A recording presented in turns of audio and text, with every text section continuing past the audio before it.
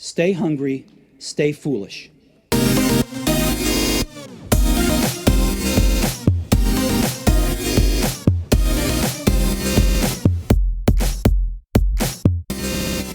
Today we discuss an iterative organization, the only kind of organization that can learn and adapt fast enough to keep up in today's world.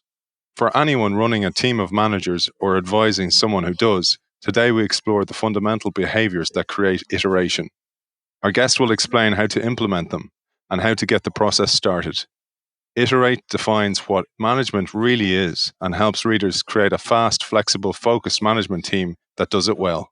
Our guest is recognized as one of the planet's clearest thinkers on management practice and provides a research-based blueprint for a management team that will take the next best step for an organization in any situation. This show is for senior leadership, frontline management, middle line management, and human resource executives, and explores how to equip teams with both knowledge and practical skills so that they not only understand their own purpose, but also perform that purpose well amidst ever-changing conditions. It touches on how to create measurable business results for any management team of any size in any industry where complex work and frequent change are the norm.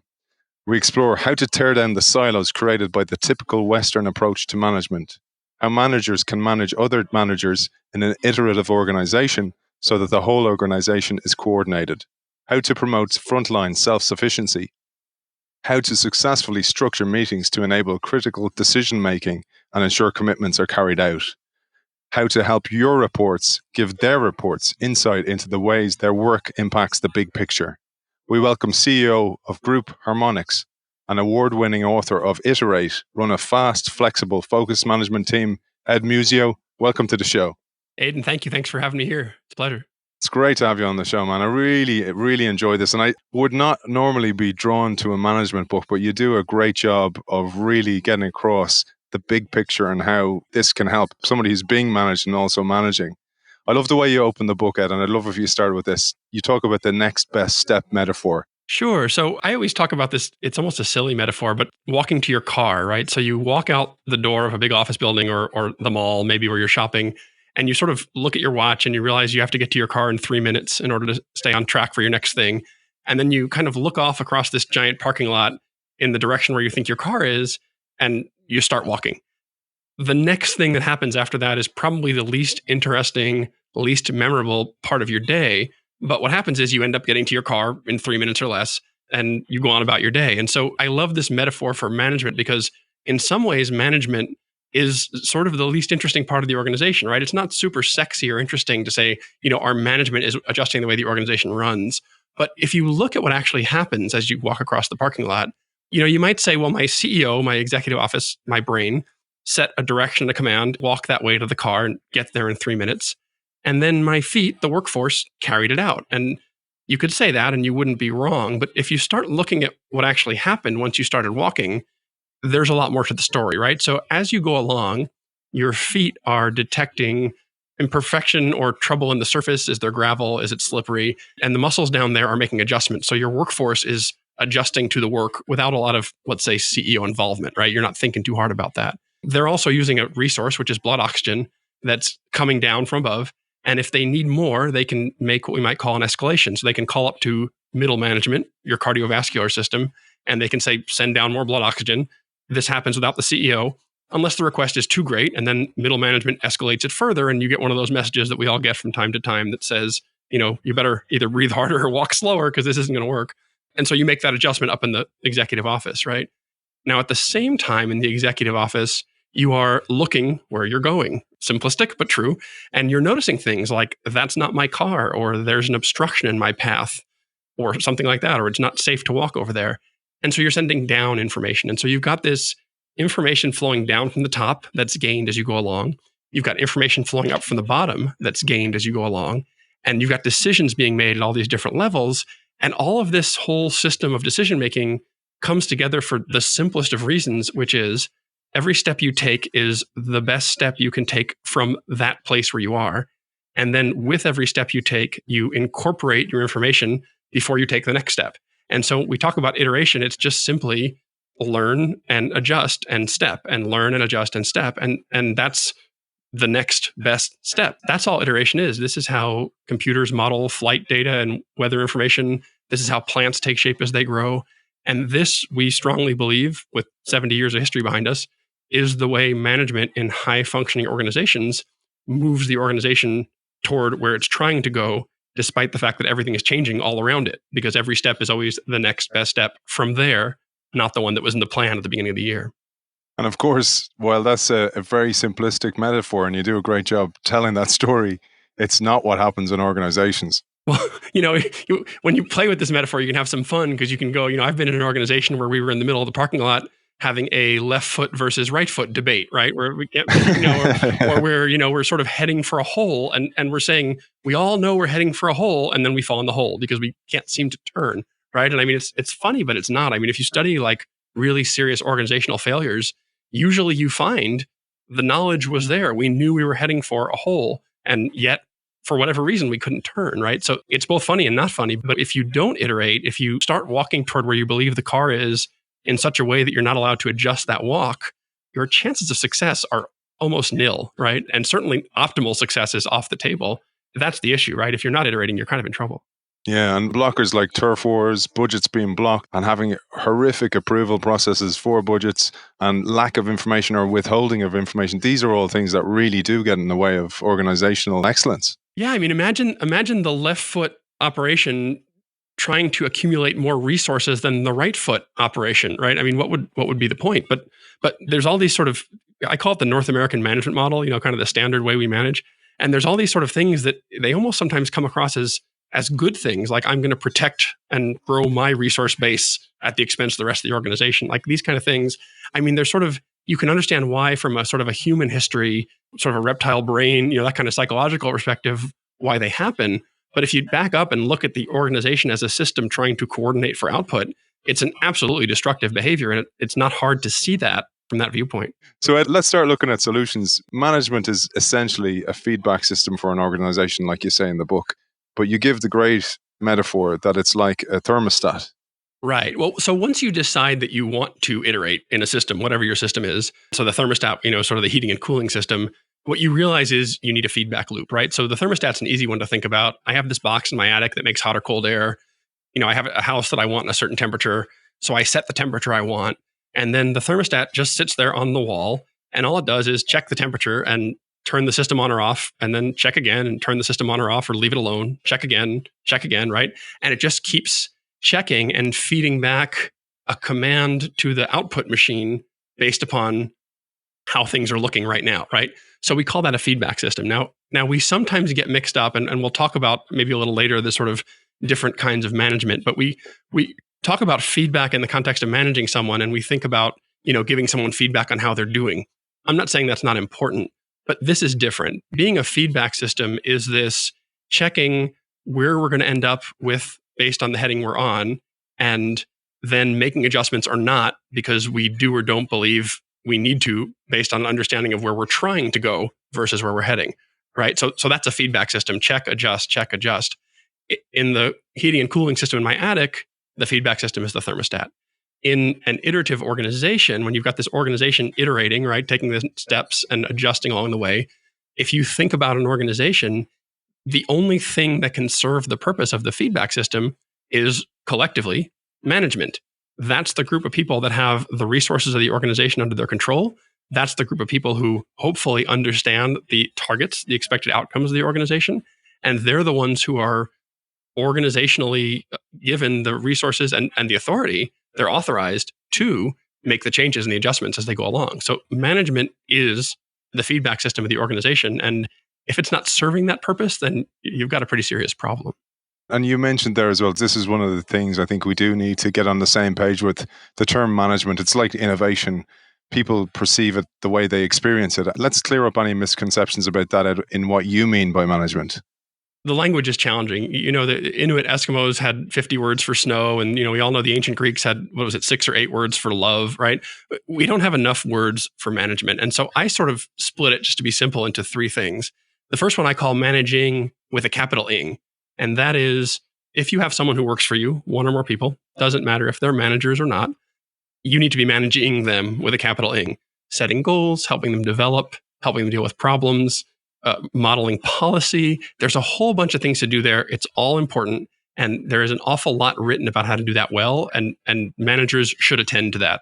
Absolutely. It's not the whole story. The second one that we often bump into is there's a big body of work around change management, I guess you would say with a capital change, right? And change management is, we're going to go into a whole new market, or we're going to substantially restructure the organization, or just really big, huge changes. And it's all about the psychology and sociology of moving large groups through the changes, early adopters, late adopters, the psychology of change, communication plans. Again, if you're doing that kind of change, super important not to be minimized. But there's this third thing that I think gets kind of the short stick, which is what I call management with a capital ment. And that is this set of managers, like I was talking about, functioning as the feedback system of the organization, functioning as a group to constantly adjust and readjust the direction of the organization by noticing where we are now, where our current path will take us, and how that compares to where we want to go. And so if you don't have management doing management with a capital ment, then the other two things won't save you. You can't, clearly set goals and do compensation and get your way out of it. And you can't do change management every time something has to change because things are always changing. So you need this third piece, this management with a capital ment. And that's really what I'm focused on in this book, Iterate, because I feel like this is the piece that is missing. For all that's been written, there's very, very little written about this. That's what really drew me towards it. And like any good system, which is what you say management is with a capital ment, there's underlying principles. And there's 5 key management principles you talk about here, which we're going to go through on the show. But before we talk about them, you talk about this ideal team, what good can look like with the story of Alice.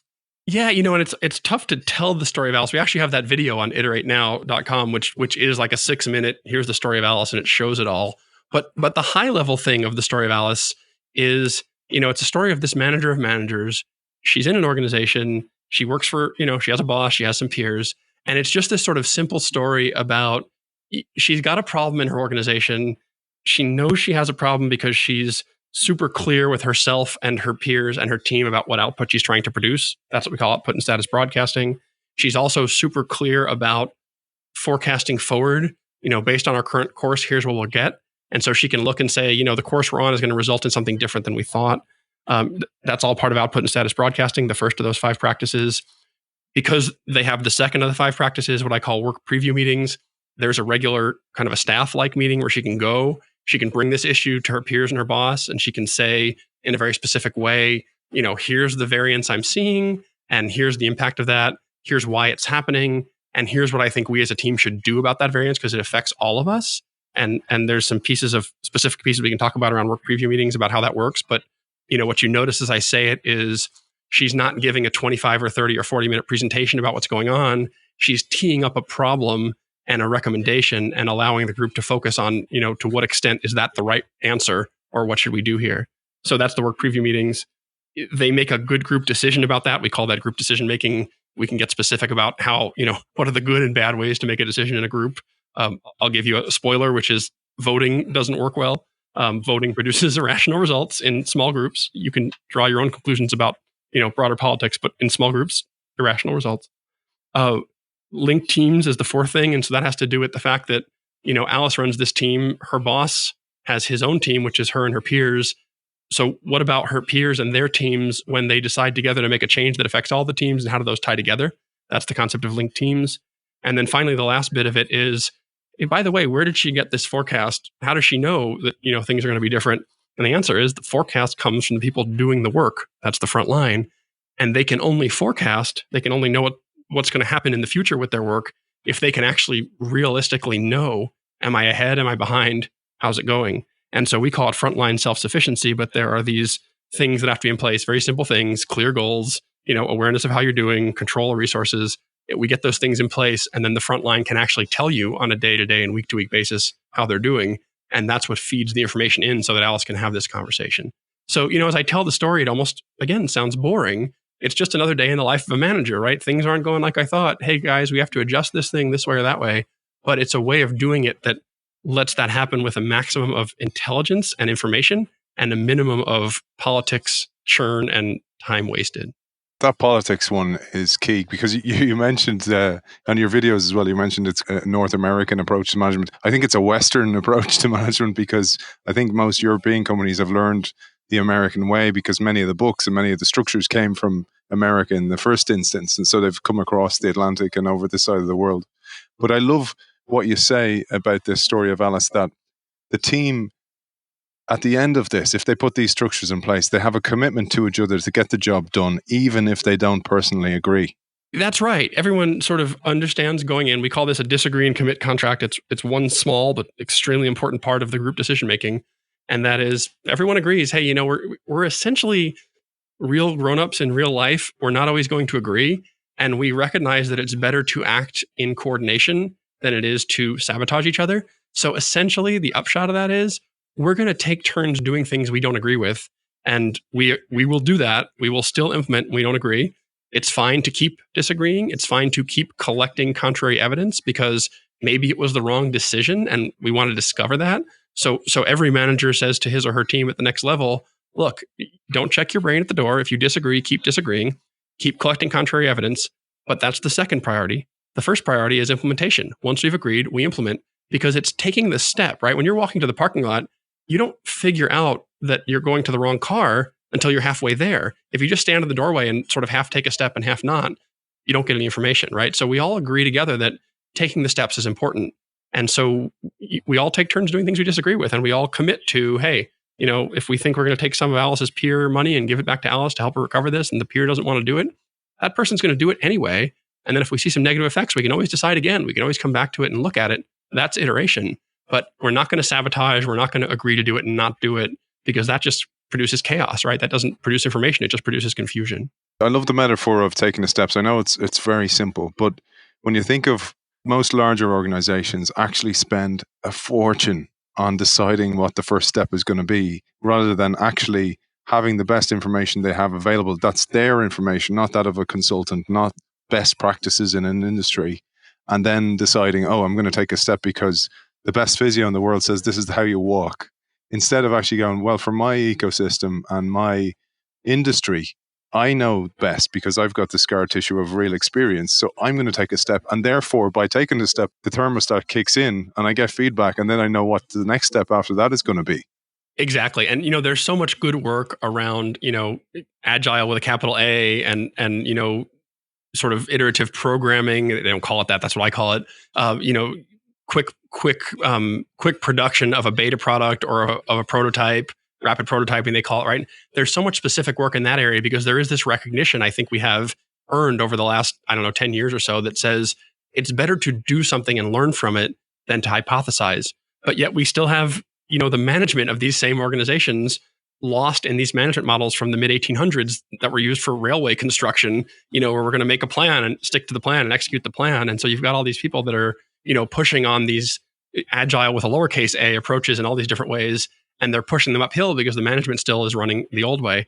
What I'm really saying in Iterate is management should be driving that, right? If you have something like a strategy and a direction and a place to go and a clear output that you're trying to get to, it's management that gets you there. It's management that develops the information as you go along to determine whether you really want to go there.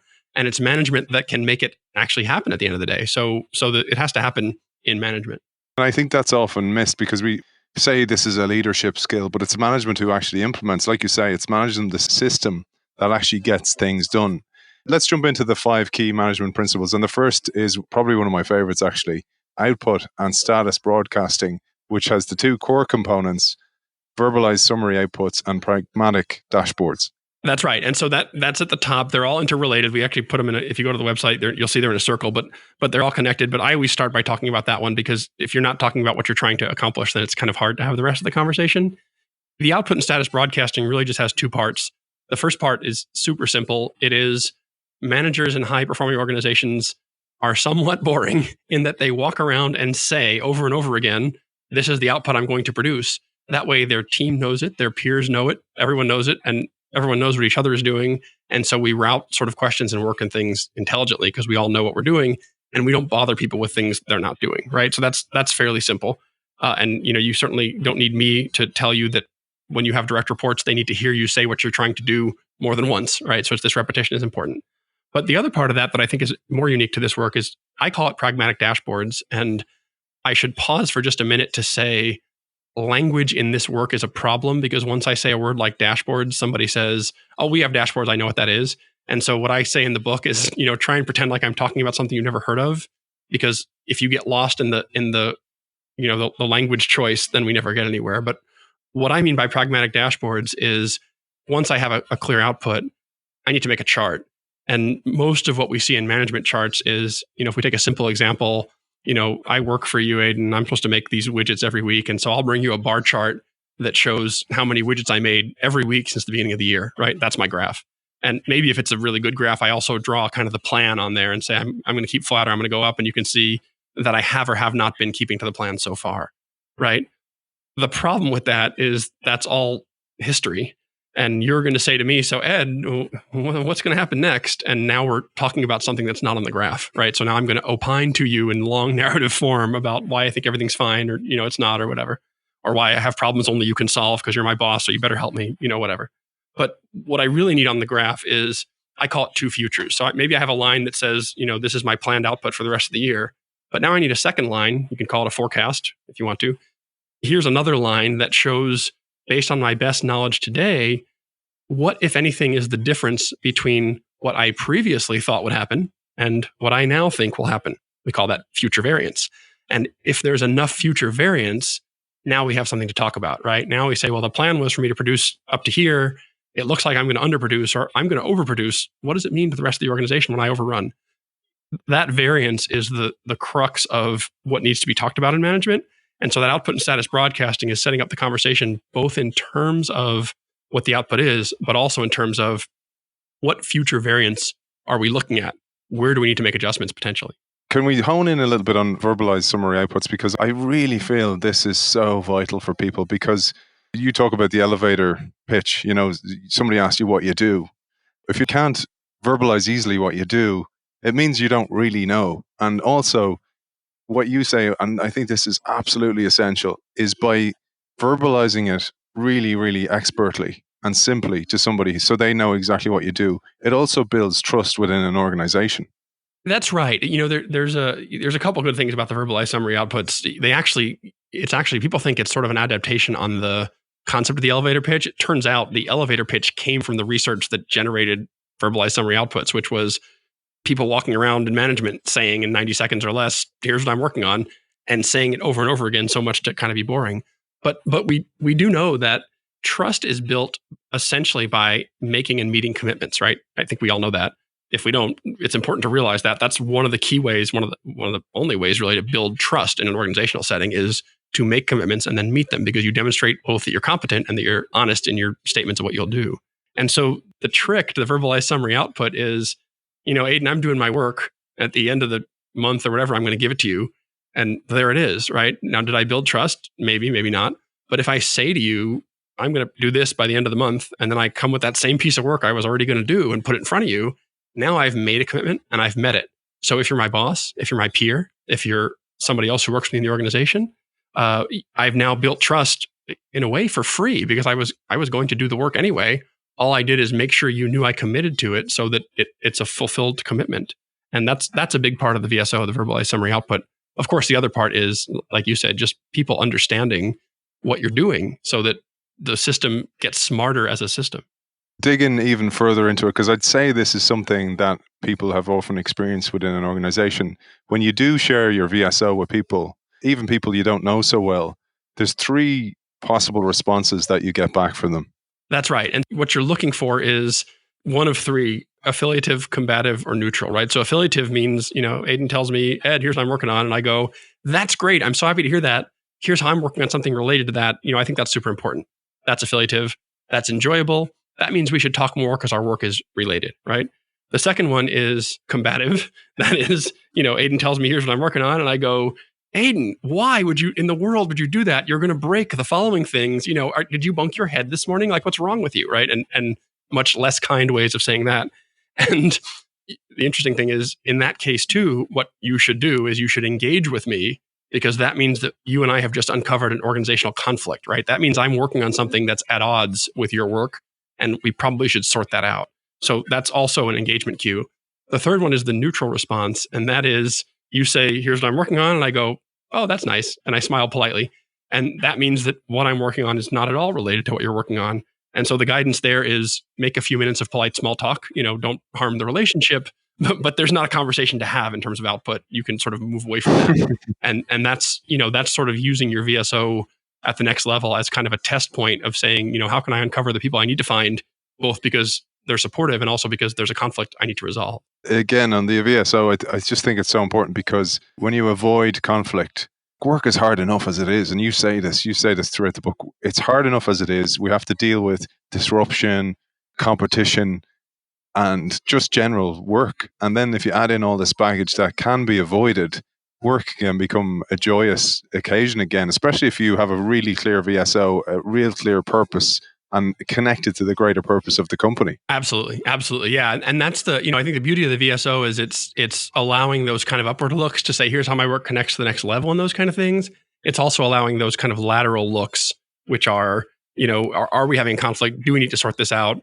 The other thing too, that I think is important is, we sometimes forget that there is conflict inherent in the organization, right? Like, for example, should we spend our money developing a new product or marketing the product we have? There's not an easy automatic answer to that because, it depends, right? So that's a real conflict. Sometimes you find these real organizational conflicts and then you realize, hey, it's the job of the manager to find the other manager with the conflict and sort this out.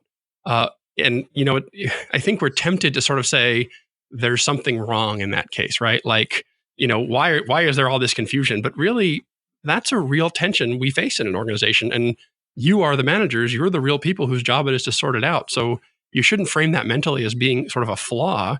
You should frame it as mentally being sort of a natural part of how things work.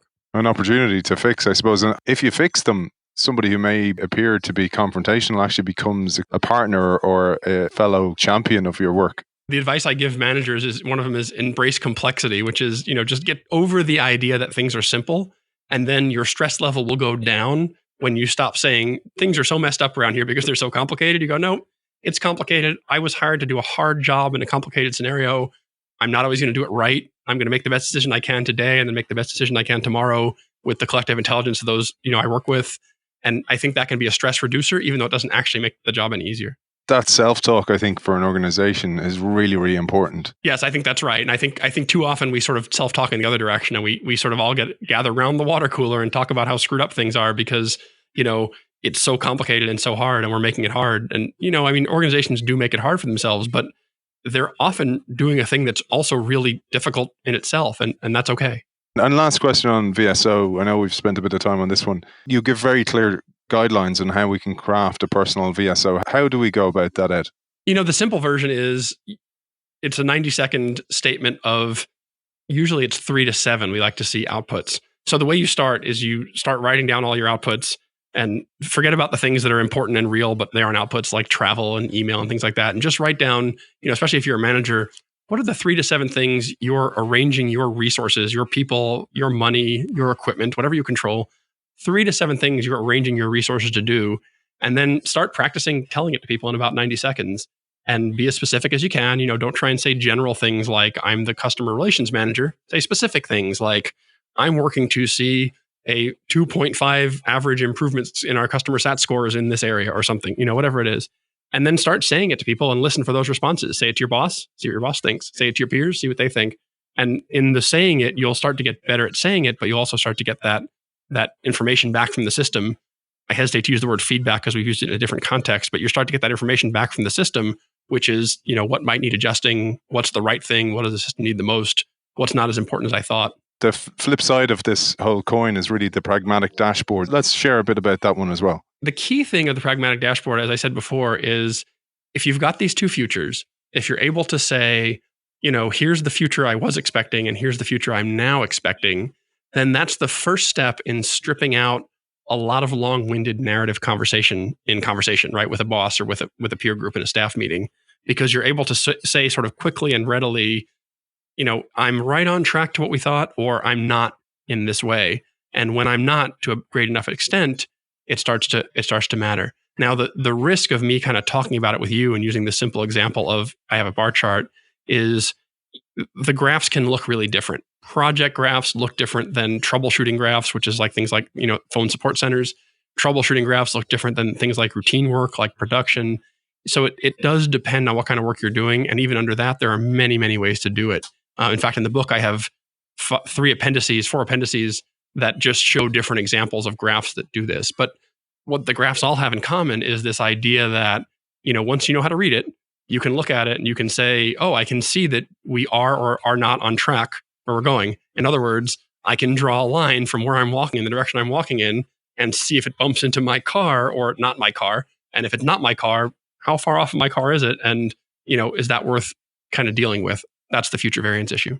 It tees up nicely that if you have really useful data, as you call it, it can steer meetings and make them more efficient, which tees up the next piece of the pie, next principle, which is work preview meetings. Right. So work preview meetings are my answer to staff meetings. And, so back to the language thing for a second, I don't need anyone to call their staff meeting a work preview meeting if it's not going to help them accomplish the behaviors we're talking about.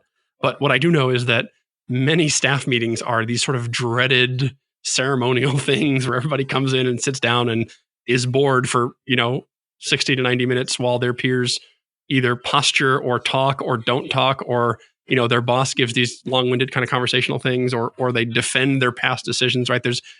There's so many ways a staff meeting can go wrong. And so my idea of the work preview meeting is this is the meeting where the iteration is going to happen, right? So now that we have this variance, now that our friend Alice has said, my second future doesn't look like my first future, we need to talk about this because it's going to affect more than just my group, right? So that's the reason she brings it to the team, is that. And so now the work preview meeting is a forward-looking meeting where everyone is saying, okay, so, what's that going to do to us if you're over, if you're under, if you're late, if you're early? What does that mean for this peer who's depending on your output to do her output? What does that mean for this peer who's communicating, to customers maybe about that output, whatever? And so the work preview meeting, it starts with a quick review of everybody's work very quickly, just put up the graphs and look at them. That doesn't take long. And then we start to deal with the highest priority variances, working down the list, so that every meeting we're addressing at least one or two of the most important variances. That's what it's about. Now, we talk about it being consistent. That is, you have to have them even when the manager's not there. We talk about it being forward-looking, as I said. We talk about it being focused on resource. We call it resource allocation focus. And that is because all you can do as a management team is adjust resources, right? You can't change the environment. You can't change your competitors. You can't, get your CEO to think differently. What you can do is move the resources around under your control, the people, the equipment, the money, and readjust resources within your scheme of things to better align the work to the required output, right? And so that's that. And then the fourth thing we talk about is the structure of the meeting. And I call it OSIR structure, which is an acronym, OSIR. And that just stands for objective, status, issue, recommendation. And that's just a reminder to be a non-narrative structure, meaning when Alice gets up in front of her group to explain her variance, she says, as you know, as you've heard me say in my VSO, here's what I'm trying to do. That's objective, O. As you can see from my graph, I have a future variance. I'm not going to hit the plan I thought I would. Status, S. The reason I'm not going to hit the plan I thought I would is that blah, blah, blah. Resources are different. I can't get people, whatever. That's I, that's issue. And so I recommend, based on this, that I take some money from my peer, put it into my budget.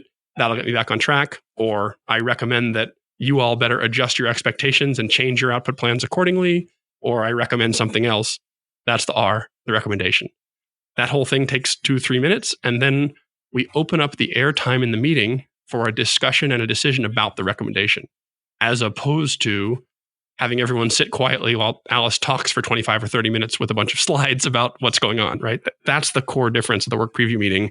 We're looking forward, we're looking at variance, and we're spending as much as possible our time talking about what we're going to do about these recommendations, taking action, as opposed to just looking at sort of status. You don't like meetings either, but you're like, they are so necessary. Meetings are necessary, but let's make them seriously efficient. And I'd like to focus on the forward-looking orientation, because oftentimes what we do is we talk about current status or history, almost justifying why we are where we are. By making it future orientated, it changes the mindset of the organization. And as you say, it reminds people of your objective. But you do say within there, you have to discuss the history for a moment, or you have to discuss the status for a moment, because they totally understand what you do. And therefore, trust is in the organization. That's right. We say, both history and status are minimized but not eliminated. We don't want long-winded meetings talking about history and current status. But we do open that meeting, as I said before, with a brief overview of so Alice, for example, puts up her 3 or 4 or 5 graphs and says, you've seen these graphs before. As you can see, I'm okay in these areas. This is the one we're going to talk about in a few minutes. Any questions, right? And so we go through that process. Now, you might think, well, why bother? Why not just jump into Alice's problem? The reason is trust. The reason is by contextualizing Alice's problem in terms of her work, and by Alice and her peers seeing every week, my peers are running their areas really well. The house is not on fire. These people are competent managers, but I see that Alice has a problem. Over time, that keeps the trust.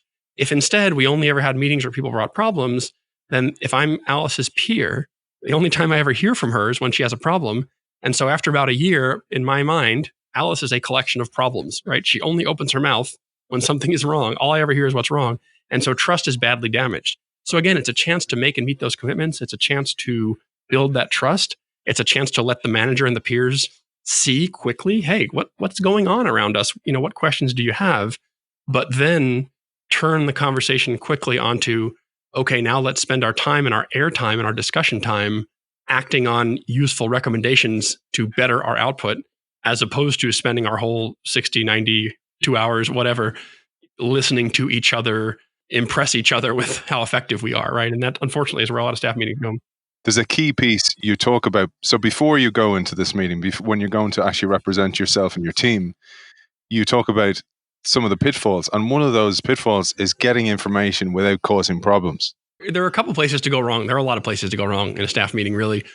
One of them is the more you're focused on putting together a package to demonstrate your value to your manager and peers, the more time you spend dealing with your staff on getting information together to put together that package. And so you have this whole organization that's spending their time producing, a newsletter for each other, kind of a thing, right? So that's a problem.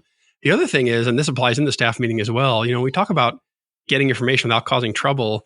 The whole thing about the OSER, that recommendation, is a straw man recommendation is a much better tool to use to get information than a question. So, imagine Alice turning to her peer in the meeting and saying, hey, can I have, X number of dollars out of your budget?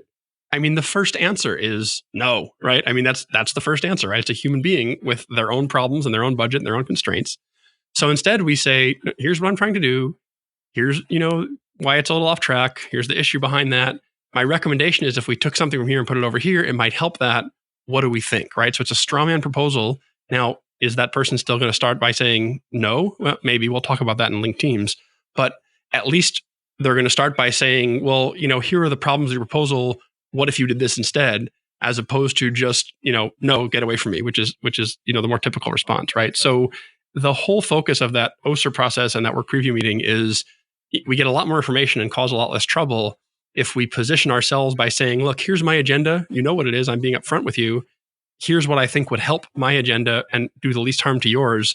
What do you think about that? And start there. Doesn't mean it's easy, but it's easier.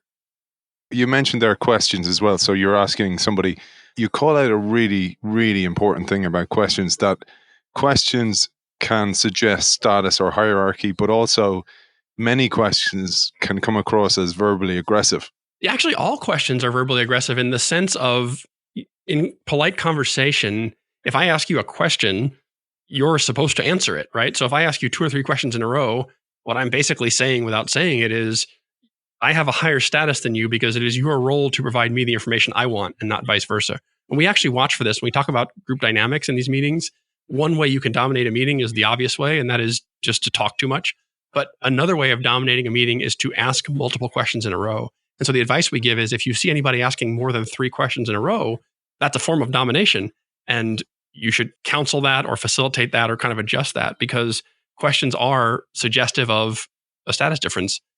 They are also uncomfortable in the sense of we don't have good social tools for not answering a question when it's asked. And sometimes we don't want to answer. So especially in a group setting, if I turn to somebody and say, why did this go wrong? Right? I mean, there's an accusation in there. Maybe I don't mean it that way. Maybe I do, but maybe they're not prepared to answer that question. And now they're faced with a choice of fabricating an answer, looking foolish, not answering, looking foolish, right? So questions really cause a lot of trouble. It's much better to work in terms of statements of my agenda followed by recommendations for group action. And this is why you say it's so important to A, have an agenda, but B, to send it out well in advance of a meeting. So somebody can see something on an agenda and actually be proactive about it rather than reactive within the meeting. Right. And this story about Alice and the way when you see it in the video, I don't know if we go this detailed in the high level video, but definitely in the book, we talk about this. That agenda should include Alice's recommendation, right? So when this other person comes into the meeting, he already knows that Alice is going to make a recommendation involving his budget. Now, we need to talk about linked teams because that's where we get into how come he doesn't just spend his whole time in the next 24 hours putting together his defense. But it's important that he not be surprised by that, right? This all sort of also goes back to this definition of what management is for, right? If we see ourselves as managers, if Alice and her peer, they see themselves as managers and they see their job as, protect my team against the broader organization, accumulate as much resource control as I can, make myself look good or demonstrate my value to my boss on a regular basis, right? All of these typical, North American Western management things that we see, they're going to spend that kind of time in the meeting. If we can get them clear and say, no, my job as a manager is to work in coordination with my peer managers on, what we're trying to do as a group and to coordinate the resources for the higher level good of the organization, then they're going to act differently. And so we do, as we get into, if we're moving into linked teams now, that's the conversation. But the conversation is around, what are our expectations on you as a manager? It's not about building your fiefdom, and walling off your resources and isolating your work. It's about coordination because, in real life, we need the organization to be coordinated. That's how we do complicated things.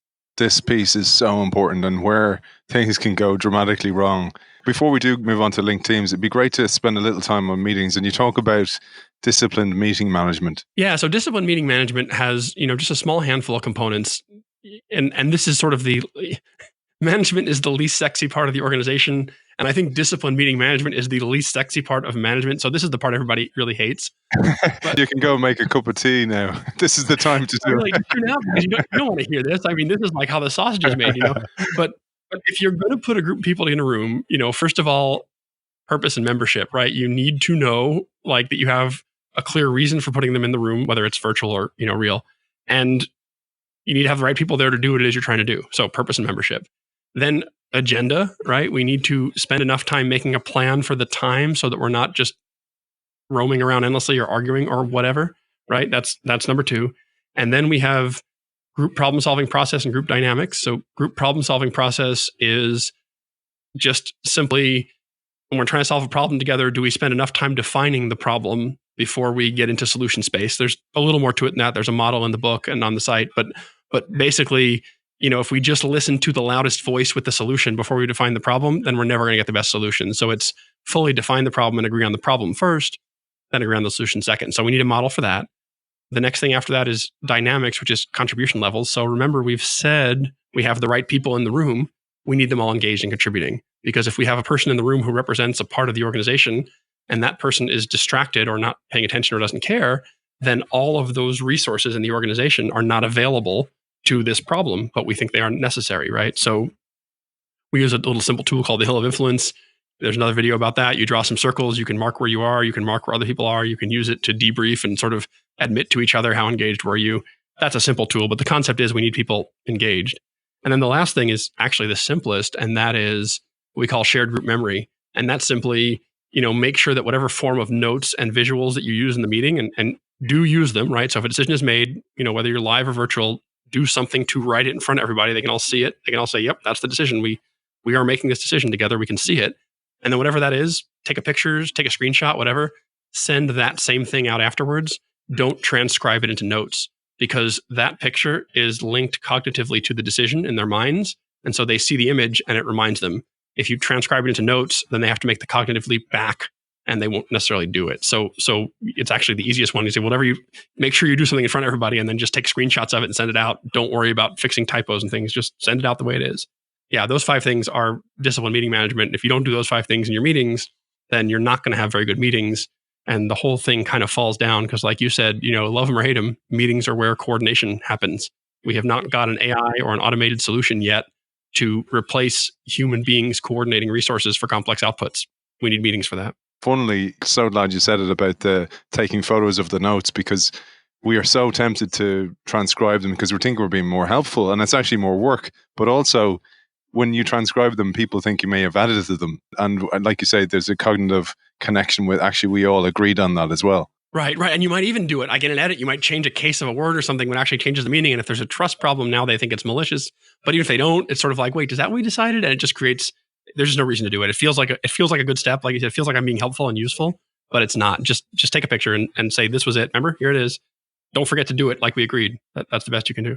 You talk about defining the problem. I actually wrote it in my blog last week about spending time defining the problem or getting to the right question. I don't know if it's a human thing, but we're just so driven on getting to the solution. And maybe it's ego, maybe it's to show that we're clever or whatever it is, but we jump to solutions and instead of actually going, but what's the real problem we're defining, whether it's for the customer or for the organization?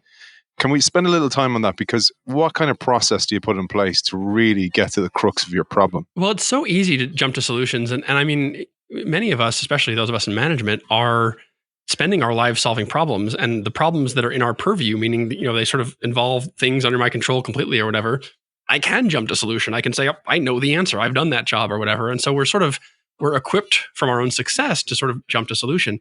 But, now we go to the next level up in the organization and we say, we have a problem that involves Ed's group, Aidan's group, analysis group. So now I'm merging the real people with the fictitious people. So this is even better.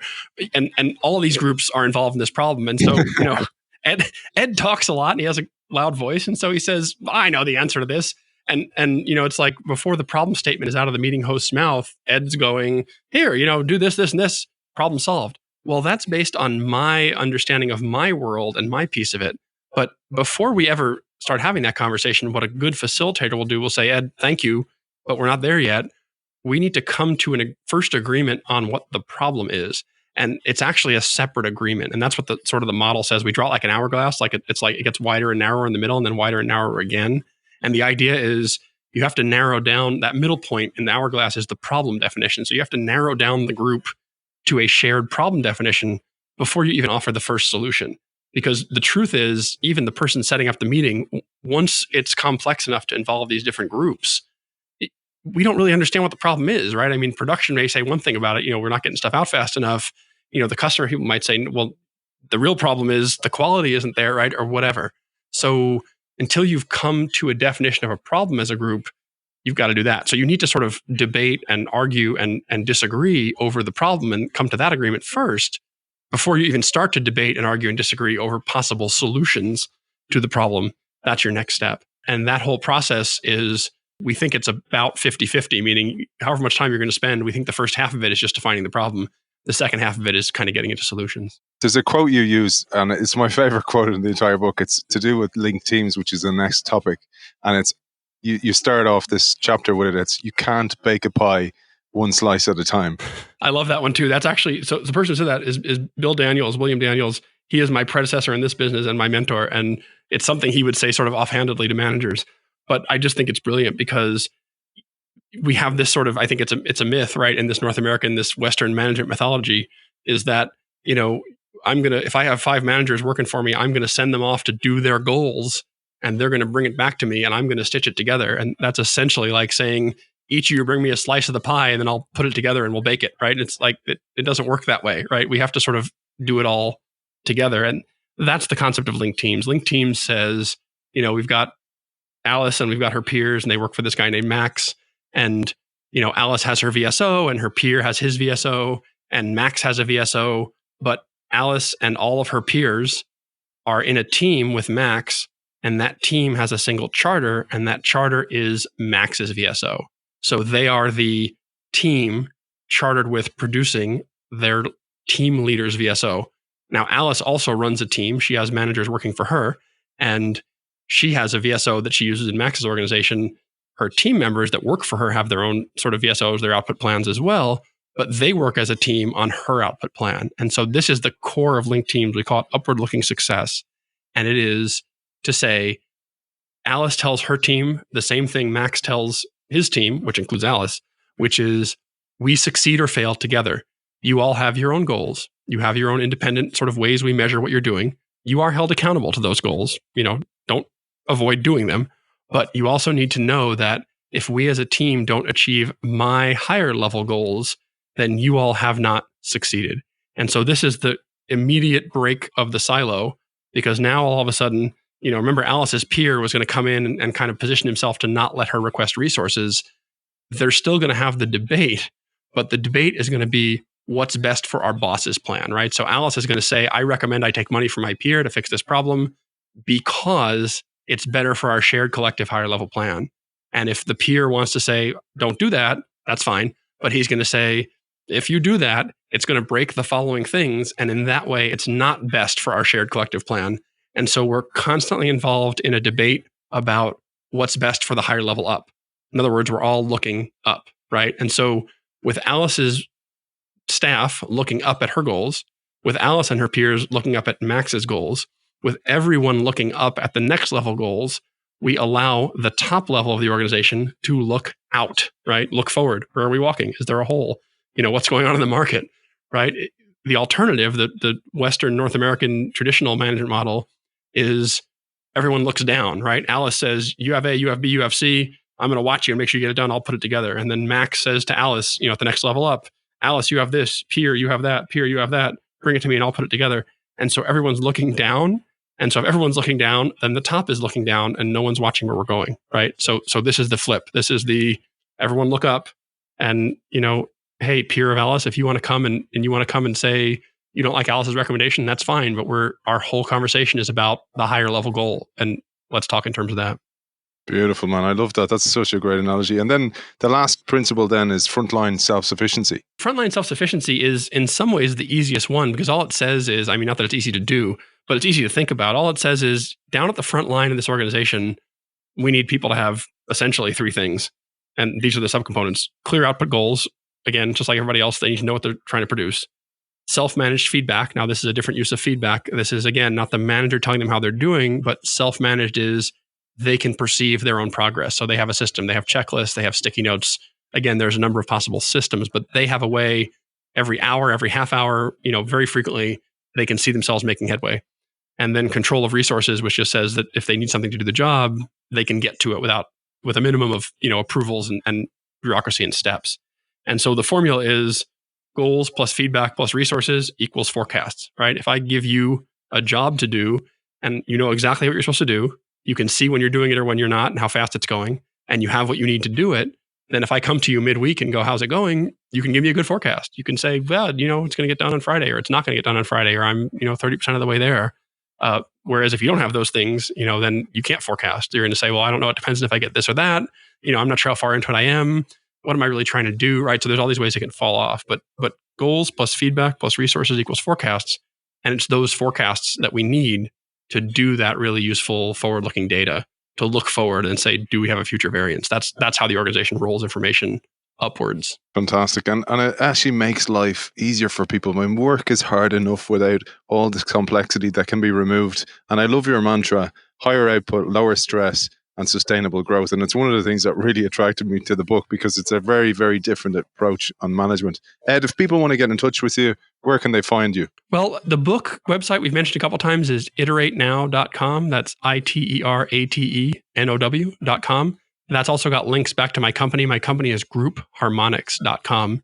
And then I'm on Twitter and Facebook and LinkedIn as Ed Muzio, just EDMUZIO. And I'm on YouTube as eMuzio. So any of those works, but those are all linked from iteratenow.com and groupharmonics.com as well. CEO of Group Harmonics and award-winning author of Iterate, run a fast, flexible, focused management team. Ed Muzio, thanks for joining us. Aidan, thank you. It's been a pleasure.